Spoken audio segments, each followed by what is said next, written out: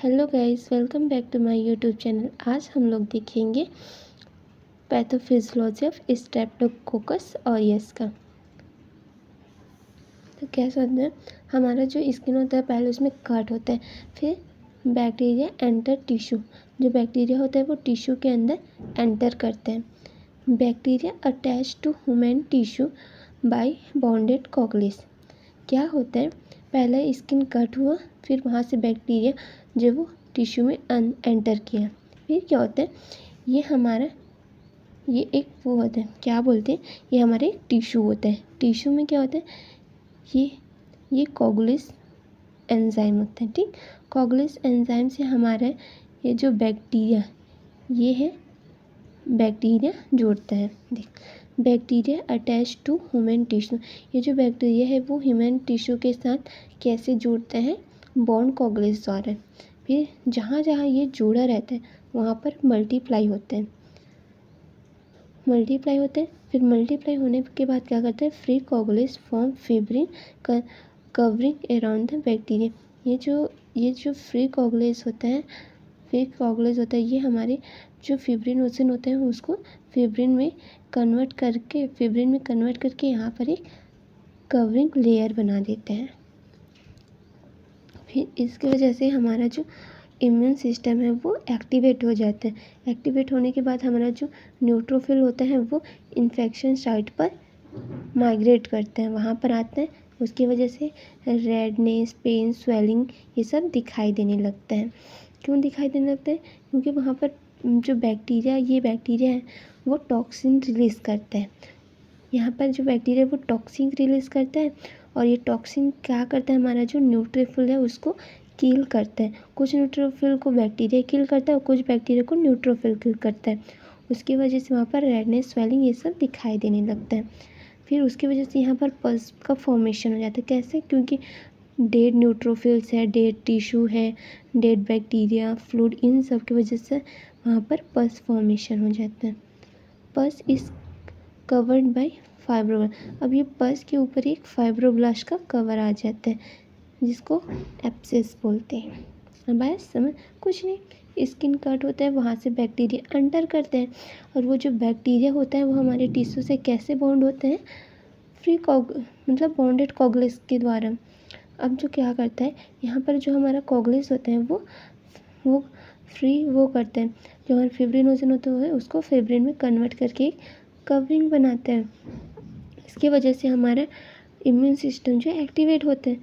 अब वो एक्टिवेट होते हैं तो क्या होता है, जो हमारे न्यूट्रोफिल्स होते हैं वहाँ पर साइड पर जाता है। जाने के बाद क्या होता है, रेडनेस, स्वेलिंग होता है। क्यों, क्योंकि वहाँ पर जो बैक्टीरिया होता है वो टॉक्सिन रिलीज करते हैं। टॉक्सिन जो है बैक्टीरिया को किल करता है, नहीं, टॉक्सिन जो है न्यूट्रोफिल को किल करता है, न्यूट्रोफिल टॉक्सिन को किल करते हैं। उसकी वजह से होते हैं, और उसकी वजह से पस का भी फॉर्मेशन होता है, क्योंकि डेड न्यूट्रोफिल्स रहता है, डेड टिश्यू, बैक्टीरिया, फ्लूइड, इन सब की वजह से पस फॉर्मेशन होते हैं। फिर पस के ऊपर एक फाइब्रोब्लास्ट का कवर बन जाता है जिसको एब्सेस बोलते हैं। ये रहा हमारा पैथोफिजियोलॉजी। हम देखते हैं पैथोजेनेसिस कि इसकी वजह से कौन कौन सा डिसीज़ होता है। देखते हैं क्यूटेनियस इन्फ्राक्शन, इसमें क्या होते हैं, पुरुलेंस, बॉल्स, एब्सेस बन जाते हैं। टॉक्सिन की वजह से क्या होता है, food poisoning, TSS, toxin syndrome, toxin बन जाते हैं। और SS भी होता है जो कि एक्सप्लोटिव टॉक्सिन की वजह से होते हैं। अब इसका लैब टेस्ट करते हैं। तो लैब टेस्ट में क्या आता है, bacteriophages typing. Bacteriophage tapping is a method used to identify and differentiate strands of S. aureus using bacteriophage virus that infect bacteria. इसमें क्या होता है, बैक्टीरियोफेज मतलब कि वायरस दैट इफेक्ट बैक्टीरिया। ऐसा मतलब जो वायरस होता है वो बैक्टीरिया को इफेक्ट करता है, उसको बैक्टीरियोफेज बोलते हैं। इसमें मेनली क्यों यूज़ किया जाता है, क्योंकि इसके द्वारा ही हम लोग आइडेंटिफाई और डिफ्रेंशिएट कर सकते हैं स्ट्रैंड को, डिफरेंट स्ट्रैंड ऑफ एस। और देखते हैं लैब टेस्ट।